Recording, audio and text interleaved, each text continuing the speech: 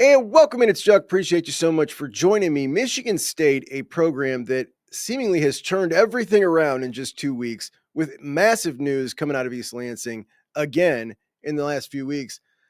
Michigan State, not a program. I mean, it's a proud program. It's a proud football program that from 1951 to 1966 claims 6 national championships and a program that has made it to the 4-team playoff. There weren't many that did that.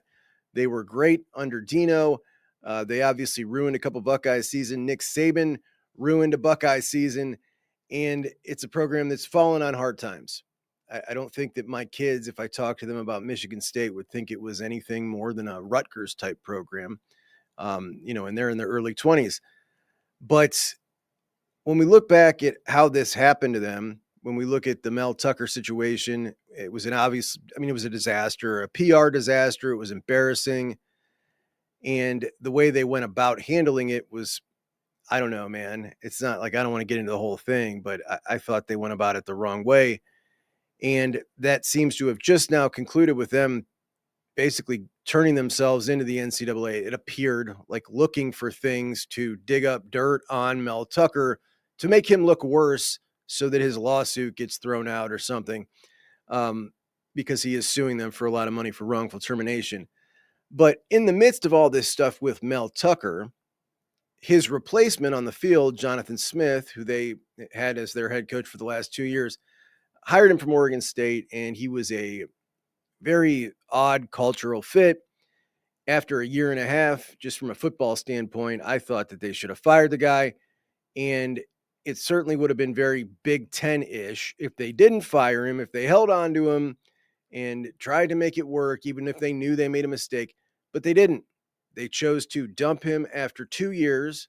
And to me, that shows one of two things: either an impulsive program who is never going to get things right, like a Tennessee for the last 25 years before Heupel, or a program who really cares and is ready to turn things around right now. Well, as it turns out, before they fired Jonathan Smith, they were already in talks with Pat Fitzgerald. Pat Fitzgerald, Chicago's own, a great linebacker that we all watched at Northwestern, people my age, and eventually gets that Northwestern job. And he was a good enough coach at Northwestern to take a bunch of low talent, 3-star kids, and every couple of years develop a team good enough to pop up and compete with the best in the Big Ten.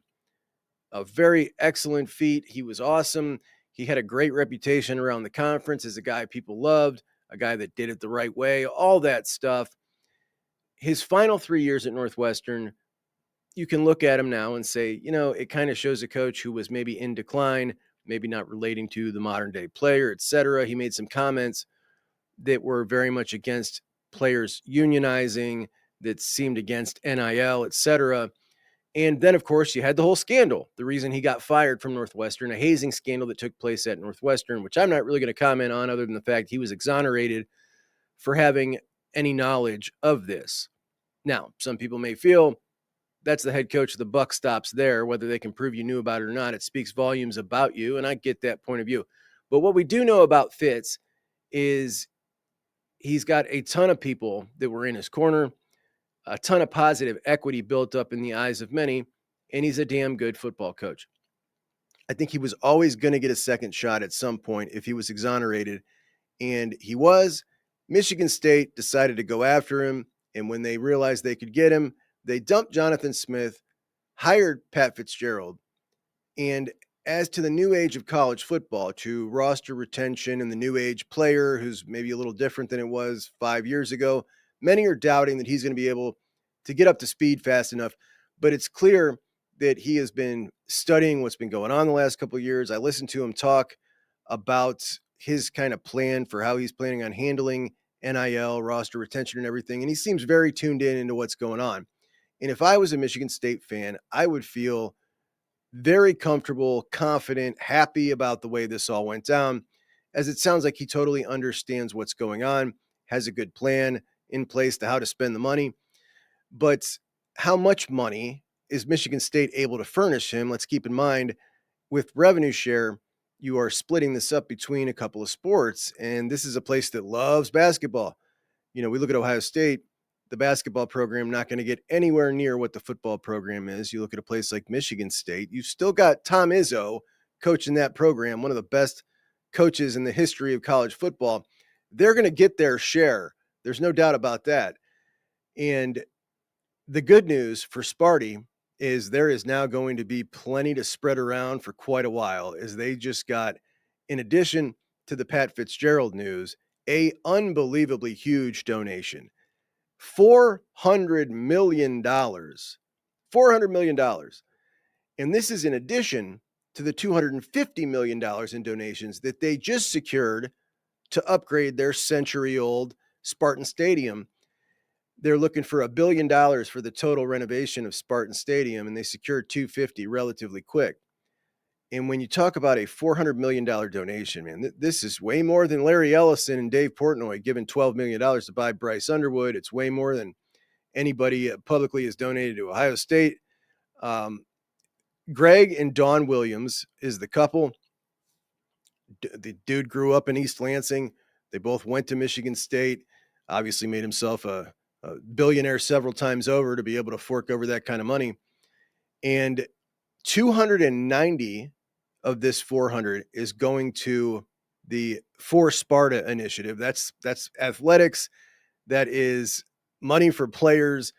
And the press release says the investment reflects a determination to see Spartan athletics lead in an era of unprecedented change against college athletics.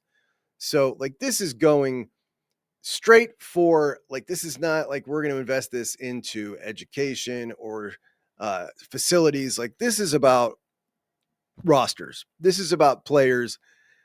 In addition to that, $100 million of their donation is going to go for Spartan Ventures and $11 million for education. So this is all athletics except for $11 million of the 400.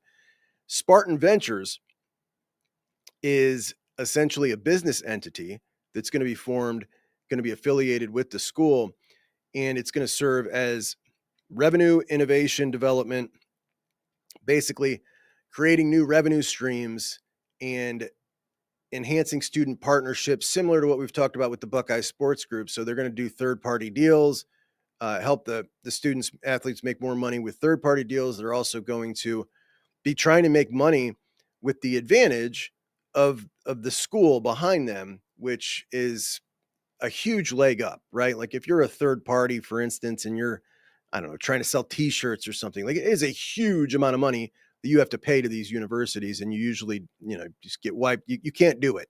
They won't even accept you. That's why you see places try to sell t-shirts for years with the and stuff, like the trademark. Even if you wanted to buy it, even if you had the money to buy it, all the designs need approved through the universities. It's just a huge pain. Well, let's say, for instance, they want to start their own Homage or home field, right? They can start that, and they get the power of the university without having to pay, and they can start their own t-shirt lines. We look at what Michigan has done, gotten creative with starting behind the scenes documentary stuffs with their own film crews. So a production company. There's a lot of different things you can do. I guess the ideas are endless, but they're contributing $100 million to get that started. And that is one heck of a big head start. Now, when we talk about what this means for Michigan State football to get Pat Fitzgerald in there with this huge boost of money, where does Michigan State currently fit in the Big Ten? Right now in the lower half, where do they want to be? We look at the top of the Big Ten and we look at, let's say, the top six. Remember, Petiti is trying and most likely will be able to get through at some point some sort of expansion that allows him to get to his primary goal. And that primary goal is this weekend, championship weekend, to have 4 automatic Big Ten bids and have 1 and 2 play, and then 3 and 6 and 4 and 5. And the winners of those 2 games make it to the playoffs. He's gone so far as from his original 4-4-2-2-1-3 plan, where the Big Ten and the SEC each get 4 bids, the ACC and the Big 12 each get 2, to saying, all right, forget it. You guys don't like it? Let's do this. The Big 10 and the SEC get 4, and the Big 12 and the ACC get 4. You just here, 4 more bids for everybody. Like that's how bad he wants this. At some point, I think he'll succeed. It'll be a matter of time. We'll be at 24 in the playoff. He'll get his wish. And it is then paramount for any Big Ten program, the goal now to be in that top six. You're in that top six, you got a shot at the playoffs every year. But when we look at the programs that kind of live in the top six in the Big Ten, Ohio State, Michigan, USC, Oregon, Penn State, I think they'll be back. We'll talk about Matt Campbell later. When we look at Indiana, are they a program that's going to continue to live in there? Or are they going to fall back a little bit? Nebraska obviously is right on the cusp. Michigan State trying to get up there. Minnesota is, kind of, right around there, within striking distance. We'll put it that way. Michigan State can do that. They can be a program that hops up into that top six. And with this kind of support, it's interesting. It's interesting. And we're seeing, I think, again, what a lot of us have talked about for a long time, like the money that can be invested into Northern programs is different than in the SEC.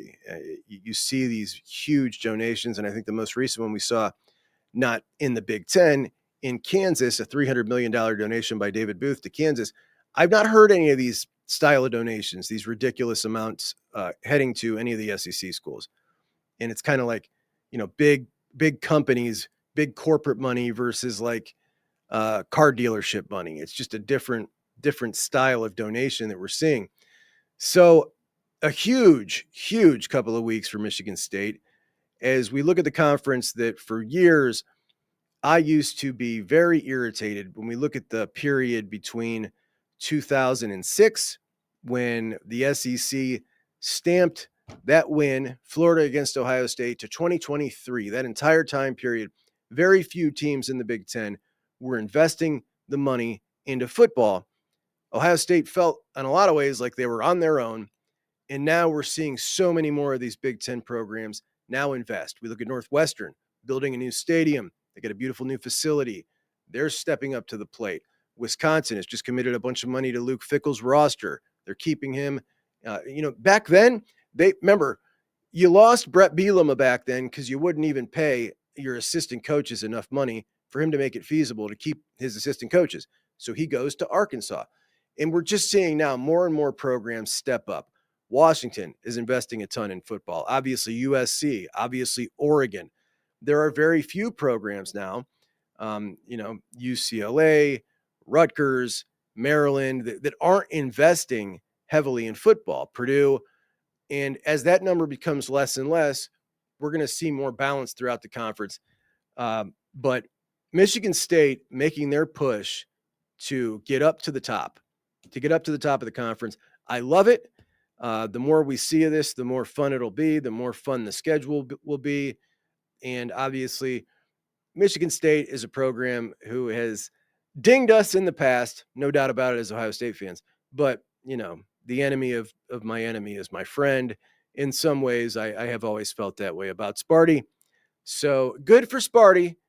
And I hope that they look, they've already got the best coach in the state of Michigan. That's for sure. That was, as soon as they hired Pat Fitzgerald, that was done. So there we go. That's the news about Sparty. We're going to talk a little more about the Big Ten this week. We're going to review how all the Big Ten schools did in their recruiting classes, as we got a couple of surprises, I think, to go over that might shock some people. So appreciate you guys. Talk to you soon. Check out.